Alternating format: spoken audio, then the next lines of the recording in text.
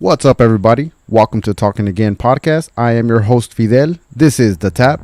Thank you for tuning in, and please make sure and subscribe to the channel. And don't forget to click on the notification bell. You can also find the show on all your popular podcast platforms such as Apple Podcasts, Spotify, iHeartRadio, or wherever you listen. Let's get this show started. You're from Bassett. Bassett, California, bro. Yeah. Or is it La Puente, right? Bassett, California. Oh, is it bro. Bassett, California? Yeah. Okay. Because, you know... My wife says La Puente, but I say Bassett. Yeah, okay. Ray Corona from Bassett, California. Yeah. But everybody knows him as a referee, California ref, and a judge. Yes. I didn't know you were a judge. Yeah. You do some I'm a judging. judge. But I've been blessed, bro. I've been many places over the world, over the years. Yeah. That's a good thing. So when they say California referee, it's not you're just limited to California. No. That's It's just nationwide. your base. Yeah. Is that the base? Okay. Well, if you belong to organizations, I belong to the WBC, the NABF. Mm-hmm. So, yeah. All right. I'm actually going to Mexico next week, me and the wife, for the Yeah. WBC convention. Yeah. That's cool. So that's like work, and then you get to do a little bit of pleasure. Yes. Right? Yes. That's the benefits of the benefits of the job. Exactly. Perks of the trait. Yeah, the perks of it. There you go. So how long have you been doing reffing? Since 1998, I would say 22 years, but Jack Reese says 21 minus the 1 year. I was suspended. Oh, that 1 year, He right? reminds me. Yeah. He doesn't let you live that He down. doesn't let me live that one down. Hey, we all make mistakes, but we That's learn right. from them, right? That's right. Sometimes even depending on the situation, you might reenact that mistake. Never know. Do what you got to do, Whatever you have to do. That's right. So 98. And then were you reffing before you did the judging or the judging first? It's funny. They want us to do 5 years in the amateurs to try to be pro, and I was in the amateurs like 2 years, but a certain person there just wouldn't let me referee. She Really? just wouldn't let me. Really? I was just released from prison, and I know the way I look. It is what it is, but Yeah. I just felt she just didn't want me in there. So hey, God opened the door, man, because I turned around and put my foot in the pros, and that took like 5-6 years on to try to break in, and they finally let me in. Yeah. Yeah, kind of. I mean, you hear about people giving everybody second chances, and then there's some that just, haters, right? Yeah. Haters. That's all it is. Yeah. I can't chop it up, but being a hater. So, now you just mentioned the way you look, and coming in there. I'm sure a lot of people had their opinion about you, and then you had to prove them wrong, of course, from your work. You can only say so much, right? But it's all about putting in the work and That's right. letting them know exactly who you are. That's right. The way you look, you do have a distinctive look. I know when I saw you reffing, I'm a casual boxing fan. I'm a casual sports fan. Even though, don't let this stuff fool you. It's just for the show. But just a casual fan. I don't geek out on everything. So I knew I had seen you somewhere. It wasn't until you put it on a clip today. You just posted this clip. Today's October 8th. You posted this clip of the $1 Million Baby. Yes. And I was like, that's where I saw you. Oh yeah. It was $1 Million Baby. My short career, my movie career. Hey, well, that's your 15 minutes of fame right there. You have the IMDb credit, right? I have a few $1 Million Baby, Bruce Almighty, and I've done a lot of jailhouse scenes. Yeah. I wonder why, but yeah. Well, I would never guess why. Huh. I mean, judge, jury. Yes. Yes. So those are your movie flicks. Are you an actor? I wouldn't call myself an actor. What it is, I'm very impatient, and on some of those movie scenes, it's like a 10-minute scene, but you're on the set for like 10, 12, 13 hours, man. Yeah. It just drives me crazy just sitting there. Something that you want to look forward to doing again, or no? I mean, if they offer me, I actually have a referee job next month in Chicago, playing a referee. I still haven't decided if I'm going to take it yet. Even though you're refereeing, you're still doing the same. It's like the 10 hours. I mean, it's natural to you because that's what you do for work. But same thing. It's just like you sit around, wait for your cue, wait for your call. Yeah. That's yeah, the bummer, that's what that's it the is. bummer part, huh? Yeah, it drives me drives me crazy, bro. I got to keep moving, you know? Yeah. Maybe get yourself a little home gym going on over there. And keep yourself busy. Exactly. Why not? But so are you in that what's SAG? that Octave? Yeah. Yes, I am. I have a SAG card. Yeah, yeah. Nice. Yeah, it's the only way to go in union, bro. Yeah. I mean, on another note, we're gonna get it because the good thing. I think you remember me. Did I write that down here? I did write it down here. Yeah. The union. Because I mean, this interview is like crazy. We go all over the place. This is like it's just like a casual conversation. So we can go here, we can go there, and now we're gonna go to union. You're in the. What do you do for the Teamsters Union? I'm an organizer. Probably the hardest job in all of the union. What is that entitled? Well, we go out to, we empower the employee, you know. Mm-hmm. I mean, right now, especially now with the Trump era, you know, whether you're for Trump or not, it's the rich and the poor. Yeah. The middle class is just struggling to make ends meet. There's not much of a gray area though, right? Exactly. It's just white and black nowadays, right? Yes, and we empower. It's your federal right to speak up, and you got $1 billion companies that don't want to pay for your benefits, want to have you as a at-will employee. You know, the boss comes in, he's in a bad mood, he don't like the way you look, he just fires you, you know. Yeah. But with the Teamsters, with the union, you have strength, you have power, you know, and the union is there to protect the worker, his federal rights, you know. And that's what I do. I go to companies that want it. I teach them their federal rights to step up and, you know, bring in the union, get a contract. Teamsters have been around, God, for years, over 100 years. My dad was a Teamsters. You know, he was a truck driver. He was a Teamster. I remember that. My wife, she worked at a grocery store. She was a Teamster. She had the as well as my wife. Yeah. Rouse. Shout out to Rouse. There you go. And Albertsons. Yeah. Wouldn't that like link same kind of store, or were they competitors? I think they're the same kind of store. Yeah. We were all from the same union. Oh, there you go. Yeah. Well, not the strongest union, but a union. A union. Yeah. Is it Teamsters are the toughest, the baddest. Well, they have the most, right? It's the most aged, the most aged, and then probably the most post, right? Or locals, whatever. Yes. You said that you go to companies that are willing to start a union or unionize. What about the ones that don't? Do you ever meet with any employees that want it at work, but the employer doesn't? Every employer doesn't want it. No manager, no owner of a company wants to give up his power, and that's the whole thing. It's I want to treat you the way I want to treat you. I want to fire you at will. I want to take your benefits from you and make you. I can be making billions of dollars a year, but I'm still gonna make you pay for your benefits. I'm not gonna pay for it. Right. You're not gonna take no money out of me. Yeah. And there's an old saying that there's some Joe upstairs figuring out how can I get more work for less pay and put more money into the corporate world. Yeah. And it's not about screwing the company. It's about, hey, you're making billions. Give us a pension. Yeah. Give us zero out of pocket for benefits. Give me rights. If I get in trouble today, if it's not a just cause firing, you know what? I have rights. Yeah. And companies don't want to give that up. So when we go in and we talk to workers to organize, the company will spend millions and millions of dollars to hire people just to badmouth the union. Really? Yeah. Just to batter. They're called union busters. Yeah. And it's amazing. They'll spend millions of dollars just to not give up that power. Yeah. When they can spend those millions of dollars and give it to the employees. Towards the employees. But it's just the corporate greed, bro. Corporate greed, you know? I know if I was to ever have a business, that's my mentality. I want to keep as much as I can. But that's when you have to think, how much do these employees mean to you, right? Yes. I mean, if you're not taking care of them, they're not going to work for you. I've always worked that way. If I had an incentive or a motive, it gives me that incentive to work to do more. You know, I'm a commission-based employee. That's what I do when I work. I'm commission-based. So the more I work, the more I get paid. Yeah. For me, that's incentive enough. We're not union. I don't think we'd ever be union, but maybe we have to give. Never say never, bro. Yeah, I know, right? Yeah, what company you work for? I'll be there tomorrow, man. I'll send you the info when we go off the air. There you go. I don't think my boss watches this, but we'll see. So the Teamsters, how long have you been doing that? Since 1992.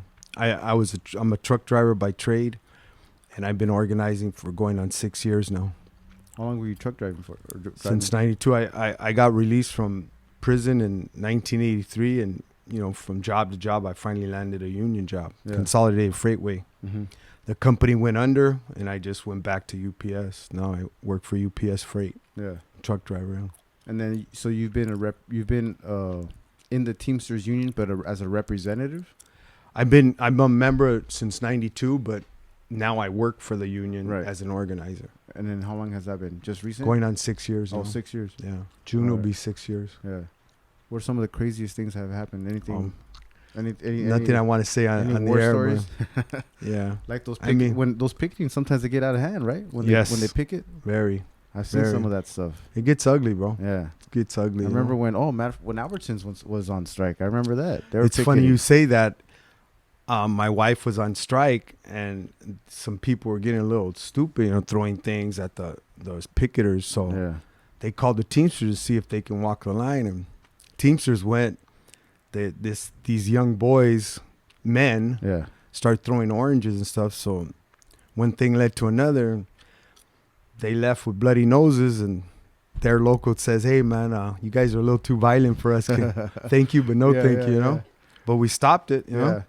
That goes back to what was the what was it, Al Capone? Well, who was that Teamsters that Hoffa. Jimi Hoffa. His son is the president right now. Still, right? Yes. Yeah. Okay. But well, I mean, real quick, since you brought it up, that's what the union busters like to do. Oh, they're all gangsters or mafia. Now, if you watch the movie Hoffa with Jack Nicholson and Danny DeVito, it's a true story. And what it is the corporate, when Jimi Hoffa was trying to get employees to stand up for their rights and organize, corporate would hire thugs to go and beat them up. Yeah. So Jimi Hoffa hired mobsters. Hey, come protect us. Right. But one thing, there's an old saying: you ask somebody from the mafia for a favor, they want 20 back. Yeah, yeah. So that's where it got out of hand. They were in debt. You know what I mean? So, but now we're governed by the government. Mm-hmm. I mean, every penny we spend, man, we have to account for it. Yeah. You know what I mean? But that's a great movie. It's action. It's very and then Fist with Sylvester Stallone. That was a great Teamster movie. That's a Teamster movie, you know. And there's one coming out in November next month, The Irishman. Oh, that's a I've heard of it. I haven't even seen it. It hasn't came out yet, but it's coming out November. Yeah, but so I encourage everybody to watch that. The Irishman. I haven't seen it yet. Yeah. But everybody's saying, it's about Jimi Hoffa. Is that the Irishman, like the one that was based out of Boston, in that area? And I don't know the story, but everybody's saying, hey, it's a Teamster movie. Yeah. Hopefully it tells the truth, Yeah, yeah. Well, I mean, I think that there's a lot of people that don't know about the unions and exactly what they do for employees. Like it's good to talk about it. Yeah. Spread it out and let everybody know what's going on. 1.5 million Teamsters in the United States and Canada. Yeah. We have pensions, nothing out of pocket. Most of our contracts are nothing out of pocket for benefits. Yeah. I mean, nowadays, the companies will pay you well, but when you look at the offside of paying for your benefits, your pay just it lopsides. Not to mention you're an at-will employee. You have no future. A lot of people think 401ks are going to get them through, but when the economy crashes, your 401k takes the worst, but your pension is protected. Yeah. You know what I mean? Mm-hmm. So, yeah. A lot of little things to look for, especially for these young people that are working out there that don't know. I was one of them, man. I was working for a company, and we're pulling cable and doing fiber optics back in that time. And union came in and knocking on our job sites, and our employer had a meeting. It's like, I'm going to protect you guys from those, from the union. You know what I mean? One of those deals. Like, so I do remember that now that you talk about that. So, well, I mean, that information is out there. Is people have to just go out there and seek it. That's right. Yeah? That's right. Or they can listen to this show. That's the right. First 20 minutes of this show. That's right. So the young Ray Corona, as a little Ray, little mocosito, where were you running around at? I grew up in Bassett, and I don't have blood brothers, but I have 5 cousins. We all grew up in the same household, and we all turned to gangs. We were from Bassett, and just got into trouble. We went to the Bassett boxing right there with Johnny Rodriguez. Yeah. and that's where I boxed as a kid. All my brothers did, and then we would go to South El Monte with Ben Lira and Al Lira. Yeah. So, you know, 2 of my brothers did well for themselves, and the other 3, we just went to end up going to prison. I have one brother, he just got out from doing 35 years straight. Wow. Yeah. So, but, you know, thank God, and I do give God the glory. He's doing great. That's good. He's been out 2 years, and it's funny that some guys say, oh, man, I'm institutionalized, but 35 years straight, bro. And like he says, I'm done with that life, you know. Yeah. So it's your choice, you know. But, yeah, we all boxed. I had weight issues, so I never really boxed competition, but I sparred through all my years, and Ben would just say, hey, you got to cut your weight. Cut your weight, you know. But my brother Peter, the one that got released, he made it all the way to the top Golden Gloves, the finals. Yeah. But he just, you know, he took the gangbanging to the extreme, and 35 years, bro. 35. Yeah. You know, you hear a lot about that, you know, people being not being able to rehab them out, right? Rehabilitation. They're saying that doesn't work, you know, like that some of them are getting, it's worse. Well, you get educated when you're in there. Yeah. In crime. Street in educated, and yeah. crime, Yeah. everything. So when you come out, probably when you come out earlier, you come out still desmadroso. Yeah. Yeah. As opposed to 35 years is 35 years. Yes. I did 13 total. And That's a long time. Yeah. And it's just a choice, bro. It's either you want to stay out or you want to get involved. You can't really do it both. You got to make a choice. And my firstborn son, when I had him, it was funny. I got paroled, and I thought I was the best thing to gangbanging, you know, and I just want to be tough guy. Yeah. And I took my son to the barber shop, and the barber was cutting his hair, and he goes, you know what, Ray? This guy's going to be just like you. Yeah. And it just hit me, you know, I don't want that for my son, you know. Right. So, you know, I still got violated 2 times, but, you know, let's just say that I was still involved, but I didn't get caught, and thank God, you know, I met my wife, and she put her foot down, you know. Yeah. So, you know, I got right. Yeah. And then we both became Christians 13 years ago, so, you know, it's even gotten, I mean, we have our bad days, but it's gotten better, you know. Yeah. And now 7 kids later. 7 kids. Yeah. They keep you on your toes, huh? Yeah. Yeah. I'm sure they keep you out of trouble, too. I have my oldest son is Ray Jr. He's a LAPD, 12 years. He 2 tours in Iraq infantry, and then we have another son right now, Anthony. He's just in training in Louisiana. Mm-hmm. So, and he's going. Where's he going, babes? Thailand. Yeah, he's going to Thailand. Thailand. January. He's coming home for Yeah. Thanksgiving. Stay away from the lady boys. Yeah. That's why I told him cup check. Eh? Cup check, eh? for sure. But and then I got 3 other boys, and then I got 2 daughters. Yeah. So, you know, thank God everybody's doing all right, you know. That's good. Yeah. You know. 7 kids, man. That's Yeah. a lot. Yeah, you don't hear about that. No, not anymore. No. I got a nephew that has 8, no? Oh, 8. really? Yeah. Keeping up with the traditions. Yeah, I guess. You know, man. because Mexicans, you know, the Latino Yeah, family, yeah. we got a lot of kids, right? You know, my parents they came from 14 and Yeah. 9 or whatever. My mom had 12. Yeah, all of her kids. I mean, the most I think it's just 3. I mean, they're probably kick my butt if I don't know, but I think 3. Yeah. I mean, we don't have that many. I have 2. yeah. You know, so yeah, you don't see that anymore. They're too expensive. Yeah, exactly. You know, so growing up in Bassett and going to and boxing over there, what are some of the things that you can tell these kids right now that might be stuck in that situation where they feel they can't get out? I mean, maybe some of them situational, you probably can't, but is there any advice that you would give to any of these little kids right now that are listening or watching? Well, you know what? We're fighting uphill with they glamorize the thug life. And in my days, the 70s, if you even seen a Chicano on TV, it was mostly behind gangs. Yeah. But now they glamorize it. You know, it starts at home, I feel. I mean, not to say my kids are perfect. They've had their run-ins, but thank God none of them's ever been in jail. But the kids are fighting it uphill, you know, because it's so glamorized, and, you know, now in the schools, in some schools, you know, they don't have winning or losing. Yeah. Everybody gets a trophy. Mm-hmm. You know, everybody's a winner. Yeah. And what are we teaching our kids, man? We're teaching our kids, if somebody tells you, no, you hurt my feeling, now I'm going to go get a gun and hurt everybody's feelings, Yeah. you know? Mm-hmm.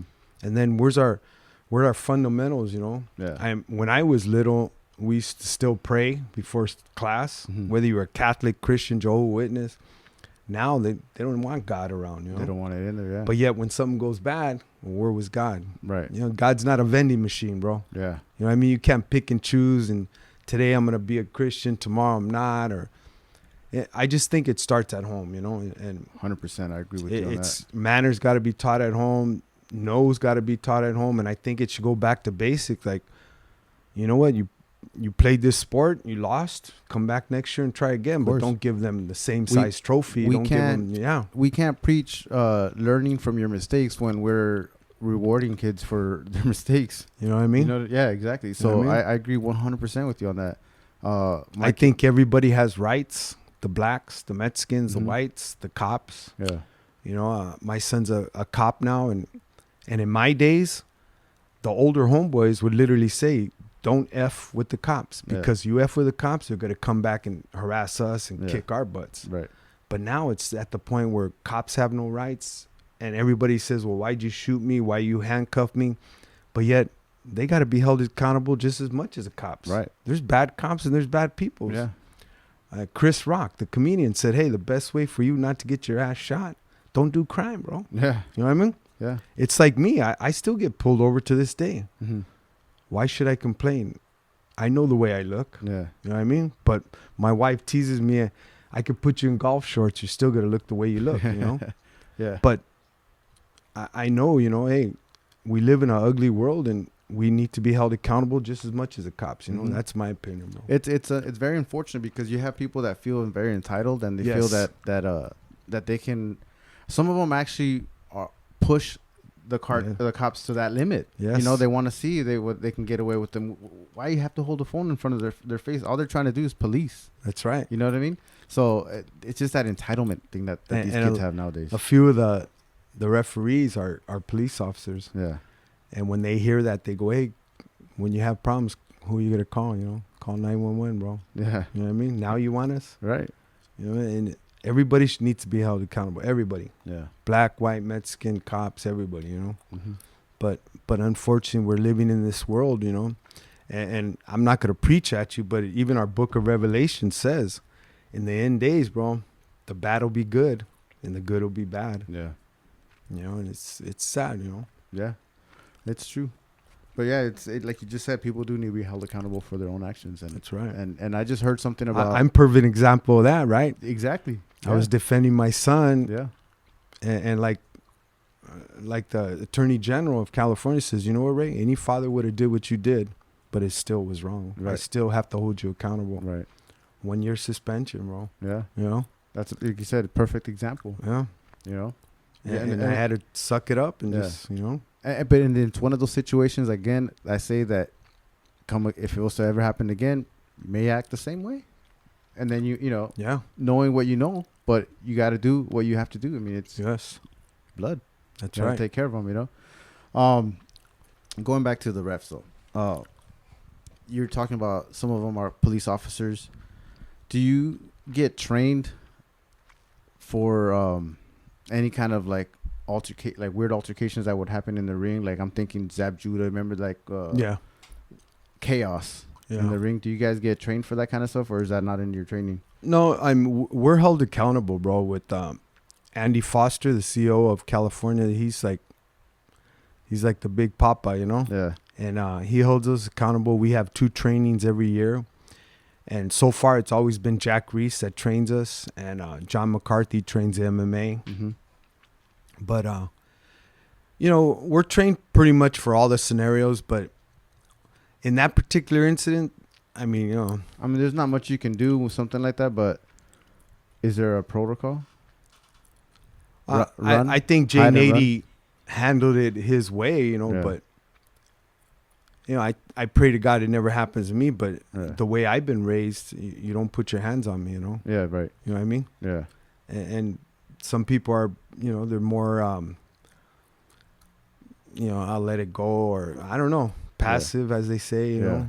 But thank God that's never happened to me. Right. One of the things I've noticed when like you're reffing, you're 100% worried about the fighter safety. Yes. For perfect example, and that's one of the ways that I was in contact with you was John Molina Jr., the most recent fight.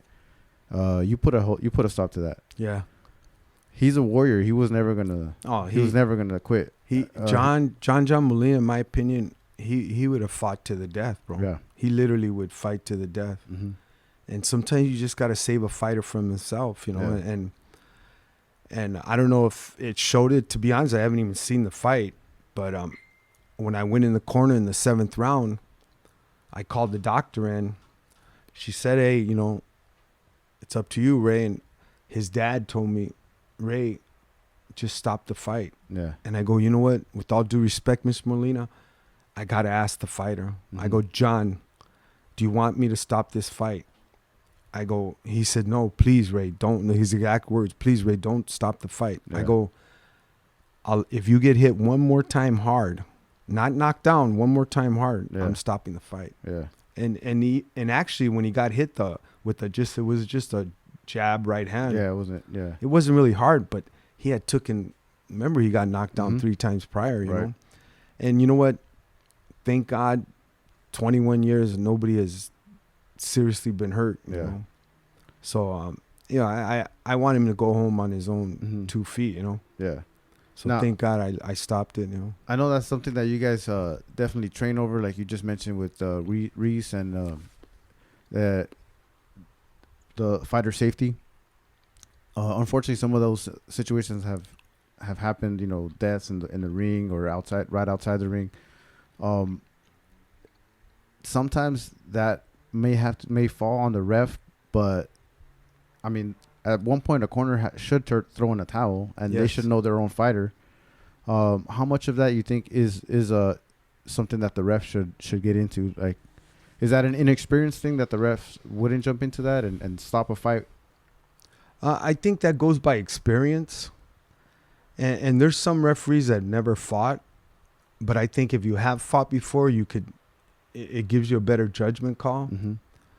And because it might sound funny because I wasn't that good of a fighter. Yeah. I kind of know the downside, so I could spot it, I guess. Yeah. But as far as getting involved in the corner, here's my personal opinion. Some corners, they just don't care, bro. Yeah. I won't say no names, but big time amateur, won all kinds of. He was from Las Vegas. This is about a year ago. Mm-hmm. His pro debut, they pick another kid with no amateur experience, but he has 6 pro fights, 6 knockouts. Why? Yeah. Why? That's commission, though. Isn't that not commission? No. No. I mean, the commission will approve it, Mm-hmm. but as a trainer, why would you pick on a pro debut? Why would you pick this guy with 6 knockouts? Yeah. Why? How do you build a fighter? You pick his fights. Right. And to me, the Joe Blow, the Joe that don't know nothing about boxing, he's the first one to say, that fighter's taking a bunch of tomato cans. Mm-hmm. When you get to the top level, the A level, the Danny Garcias, the Spence, that's different. That's the A-class level. Now you're pick. You know what? As Chris Arreola said, I'll fight my mama if you pay me. Yeah. You know what I mean? Right. But when you're up and coming, pick your fights. The odds are I'm going to beat this guy. I'm going to pick him so you could build him. Yeah. Anyways, going back to this kid from Las Vegas, big amateur career, fights this kid with 6 knockouts, no losses. It was a war, bro. Yeah. Very entertaining war. Mm-hmm. But at the end of the fight, the pro debut kid lost the decision. But what I'm trying to say is he got his face beaten bad, bro. Yeah. And I thought to myself, the manager put his own, I don't know if it was his son, but he put his fighter. I mean, he might have ruined him because in all honesty, that was over a year ago. I haven't seen that fighter since. Right. You put him in there, you fed him to the lions on his first fight. Yeah. When you should have got him a couple kittens prior. Yeah. But it's management, bro. It's management. And why would you pick these fights? You know, Yeah. that's my opinion. No, yeah. I mean, it makes perfect sense.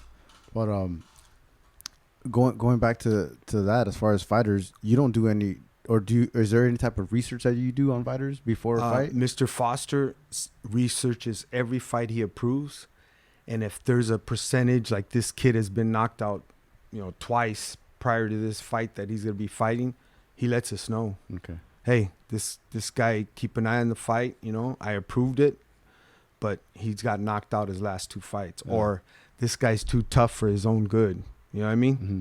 He's taken a few hits. You know, he's at the end of his career, but he keeps us accountable, bro. Yeah. He keeps us accountable. That kind of goes into a little bit of the analytics. Like in sports, there's a lot of analytics now. Mm-hmm. And it kind of sounds like boxing is doing the same thing as far as Yes. that, you know, obviously with pitch count. I was going to say like baseball, like punch counts and everything like that, Yeah. and stats. That goes in the same way, getting knocked out the way that the fighter does. And like Yeah. you said, Foster does all that research for you guys. Seems like it's analytical. Now, do you think that's why boxing is thriving again? Because for a while, it wasn't as popular, I don't think, as it is now. I think there's just been good fights. You know, I think when it was, you know, California has the most fights in the whole world, Yeah. even more than Las Vegas. And I love my brothers in Las Vegas, but we have more shows in California. Most recent. No, over the 10 years, bro. We've had more shows. Yeah. We have more shows, and we're just, you get all the sparring. You can get all the sparring in California. That's why you said a lot of fighters come out here. Yes. Yeah, like This is Michael the- Dutch over from Texas coming and Yes. fighting out here. If you want good sparring partner, good training partner, you got to come to Southern California, you Yeah. know. But I just think it was a little battle between MMA and boxing when it was kind of like that. Yeah. But now MMA got their own spot and boxing has their own spot. Right. There's been some good MMA fights. I got 40 fights under my belt. Also, in that was MMA. going to be one of my questions. So you Yeah. have box. Yeah. Wait, judge or ref MMA? Both. Both. So you know, I love both sports, but they're both totally two different sports. They're Yeah. both combative sports, but you know, MMA you got 6 weapons plus the ground, and boxing you only have 2 Right. from the waist up, you know. Yeah. But they're both great athletes, and I respect both sports, but two different, you know. Yeah. How do you typically judge a fight, a boxing fight? Well, There's just a lot of controversy, like with judges, as far as when it goes to decision. Why is there? I won't mention any names, as far as referees that give a certain fighter like a crazy, you know. you know what? I can't speak for them, but in the defense of a judge, I'd like to tell all your fans out there, the next fight you want to watch, here's my advice. Yeah. In the defense of a judge, turn off the volume and judge every round. Yeah. Not a 10-9. It's got to be a 10-9. It can't be a 10-10. Those are the rules. Right. It's got to be a 10-9. There's got to be a winner or loser. If there's a knockdown, it's a 10-8. If there's another knockdown, 10-7. If it's another knockdown, 10-6. But there's got to be a 10-9 round. No commentary. Turn off the volume. It gets a little boring. You got to be more intense into the fight. And then at the end of the 12 rounds or 10 rounds, you'll add up the score and you'll say, wow, that guy did win. Yeah. You know what I mean? Yeah. Then you could understand a judge's view. Now, mind you, when you're judging, he's only seen it from ringside, from that one side. Right. Remember, the viewers are watching it on TV. Different camera angles. Different camera angles. You have the commentary Instant replays. influencing you. Of course. Instant replays. And then, you know, if you're sitting there and you forgot the first 4 rounds, because some fights start off slow, and then the last 4 rounds of an 8-round fight, the guy picks up or whatever, vice versa, you realize, wow, he really did win, or wow, he did lose, you know. Yeah, Why right. am I complaining, you know? Right. But a lot of people want to give, you know, Teddy Atlas. He's very vocal. Yes. About, yeah. And, that's a 10-10 round. Whether you think it is a 10-10 round, whether it is a 10-10 round, that's not the rules. Was that on one of your fights? Is he coming? No, Oh, no. okay. Thank God he's left me alone, but he might be after me now. Yeah. But No, he can be brutal, bro. Teddy Addis, he was a great trainer. He's a great boxing mind, in my opinion. But he's definitely put like how we say crema on los tacos, right? Yeah. He likes to educates sugar it the up a little bit. fans in the Yeah. wrong way. Yeah. Great commentary, and he does know boxing. you know? But most commentators do that now. They're all taking that page out of the great Vince McMahon, the WWE. That's what those commentators do. They paint the story right there. Yes. They tell the viewers what's going on. Same thing. I've watched wrestling. I've gone live shows and I watch it and I'm like, what's going? I don't know. You're making your own narrative, and then those commentators they paint that story and they tell you what's up. If it was up to me, I would give every commentary a rule book. Mm-hmm. And say, you know what, read the rules. Yeah. But that's not my job. It wouldn't be as exciting. Yeah, it wouldn't. Because at the same time, as a fan, yeah, and I'm watching it at home, and I hear the coming, sometimes they get me going, Yeah. But well, even in like MMA, I love watching MMA. Joe Rogan, he's one. He's very influential. When you're watching a fight, you're like, oh hell yeah. But then at the same time, when you go back and look at replay, Joe, you were wrong. Yeah. But yeah, I guess it's that's a good thing. Turning the audio off and watching it, I'm gonna have to do that one time and try it out. Just do it one time, even if you know it's a big fight. Just try it. Yeah. And you'll be surprised, bro. Yeah. You'll be surprised when it's all the scores added up. You're like, wow, because you can't go back and change the score. Right. You gotta say, wow, he did win. See, I've never scored a fight. I know people like there's some boxing fans that do. Did you see the Triple G fight this last week? Now I watch it as just a viewer. I'm just watching the fight. I go get a beer, so I might miss a good minute of it because I might have been talking to somebody at the. So like I said, I only watch it. How the guy looks at the end. One of those, right? But yeah, I saw most of it, and my opinion, I thought if I was gonna be a judge, not judging round by round, but just judging at the end, I would have said, Triple G lost that match.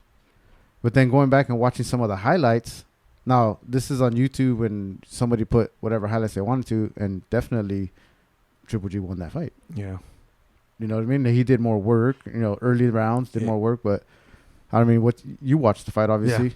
What was your opinion on it? I know opinion, bro. Because I know those judges, but it was a great fight, great boxing match. But that's almost a perfect, even though you know the outcome. If you're in the mood, watch it again with no commentary. Yeah, that'd be a good one. You know what I mean? Just to say, you know what? Let me do this myself. Yeah. You'd be surprised. As a boxing fan, how hard is it for you to comment on a fighter? For example, like Triple G, I believe he's not the same fighter. Obviously, he's been through some wars with Canelo and he's old Jacob. Yeah, and he's getting older. Yeah, he doesn't look the same.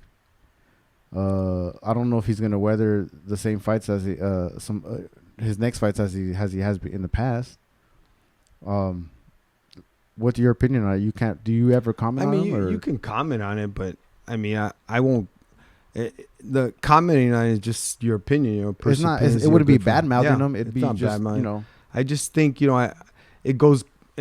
I'll answer that question, but it just goes back to my own son. I tell him, me and my wife told him, when it's time to end, just stop. When there's Lavardi, do you know him? Lavardi, no. He works for. I hope I got his name right, but great fighter, super middleweight. And I talked to him, man, and he talks very clear. He's very intelligent. He talks here, and I go, "What made you quit?" And he goes, "I knew I had one more fight in me," and I said, "That's it. I'm not gonna take that last fight because sometimes that's the fight that damages you." Yeah. And going back to Triple G now, I know the Saturday his performance wasn't all that great, but you got to tell yourself, Triple G, I got to stop before it gets too late. Right. Because he took a lot of punches. To the body, to his head. He took a lot of punches. And but as far as he's a great fighter, he's already in the books, you know, he's a legend already. Right. If you feel, you know what, I ain't got it anymore, just or it's diminishing, then stop. It's hard. I mean, I can imagine it'd be hard for a fighter to be honest with themselves about that. But that's where the trainer comes in. Right. You know what I mean? That's where the trainer says, hey, and this goes back to my son again. Ben Lira trained me. He trained my oldest son. He trained my brothers. And one thing, when I took my son Adrian to Ben and asked him would he want to be pro, I go, all I ask you, Ben, is when it's over, tell him it's over. Yeah. And I know Ben, Mhm. you know, it's over, Meal. Yeah. And I asked my son, Adrian, when he tells you that, Meal, just stop. Mhm. Just stop. You know Yeah. what I mean? And that's, and then Triple G's got to really sit back, look at the film. If he was in, mind you, the commentary said that he had flu symptoms prior. I'm just saying what they said. Yeah. If that's true, then he could sit back and say, I wasn't feeling good. Right. But if he knows he walked in feeling good and he performed like that, Don't lie to yourself. don't lie to yourself, bro. Mhm. Don't lie to yourself. Yeah. You know, tell you, go home, be with your family. He's Right. made all the money he can make. Yeah. You know, so just go out on your shield. Yeah. You know what I mean?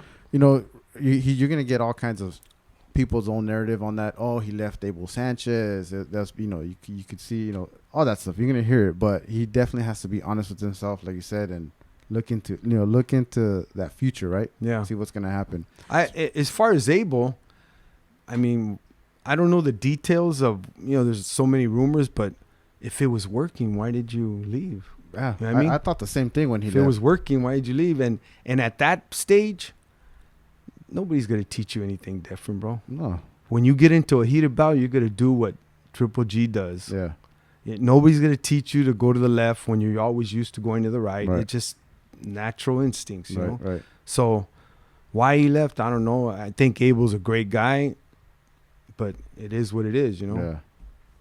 Yeah, well, I guess we'll never know. But Yeah. like I said, going into the future and looking ahead, your son Adrian, he's 6-0. 6-0. He just recently fought, right? Or Yeah, he a couple fought months like ago? a month and a half A ago. month and a half ago. How's he doing with it? So he's been 6-0. He's got a 1 knockout.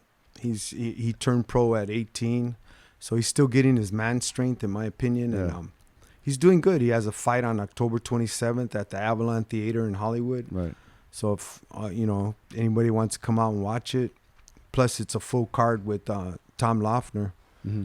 and he always has a good show there. You know. Yeah. And if you want to follow Adrian Corona, his Instagram is Too Cold Corona. I don't know what that means, babes, but We'll definitely tag it underneath so everybody can Yeah. follow.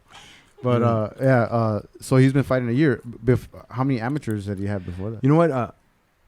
Real quick story. My oldest son, Yeah. he's 35.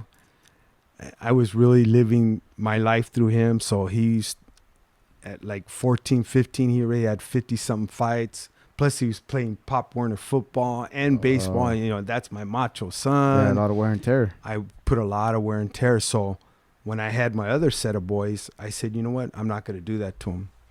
So going back to that, Adrian only had 13 fights as an amateur, Yeah. but he made it to third in the nation in amateurs. Yeah. So, you know, I kept him in the gym, but he played football. He was a great football player too. And my other son, Anthony, in the Army, he won the state title in 165. Then my other son, Andrew, he only had like 4 or 5 fights, but he was my big boy, you know. Yeah. So they all did a little bit of boxing. they What all about did. the girls? No boxing? No, they were my babies, man. I spoiled my girl. I tend to be real, you know, spoil my girls and real hard on my boys. Yeah. So yeah. That's cool. So it's like a big family of boxing. Yeah. What about any other relatives, or is just did it start the lineal started here with you, and then from there on, Yeah. as far as boxing goes? Oh my grandson. My grandson, he's 5 years old. He's been raised in the gym, literally walking, and he sparred his first time, 5 years old. I was a little leery of that. My God, it's on YouTube, bro. But Yeah. Jesse Bueno on YouTube, Yeah. 5 years old. Oh my God, he fought like a 10-year-old kid. He knew his jab already. Yeah. It amazed me, I bro. didn't even know they sparred at 5 years old. They're not supposed to, bro. Legally, they're not. So we won't, Legally, they cannot fight until they're 8 years I'll old. try to edit that part out. Yeah. But Yeah. in the amateurs, they don't want them fighting till 8 years old. But I just said, you know what? There's a lot of kids that wanted to spar, and we were supervised 1 minute round, you know. And man, this kid, it's on YouTube already, and he fought like a 10-year-old kid, man. Yeah. I mean, he knows his jab, hook, body shots. Nice. It amazed me, man. They say that when you're a natural at it. Yes, and he's a natural. So all it is I just can spot it. He's a refining it a natural. little bit, and then Yeah. Nice. That's cool. Yeah. I'm really So- proud of him. So what's the future for Ray Corona in boxing, the judging? Well, God willing, just keep moving on. Keep Andy Foster. It's crazy. I'm the most worked referee in the world. Really? You look on BoxRec. Yeah. My boss Andy Foster Yeah. sent that to me. I said, "Wow." Is that the title?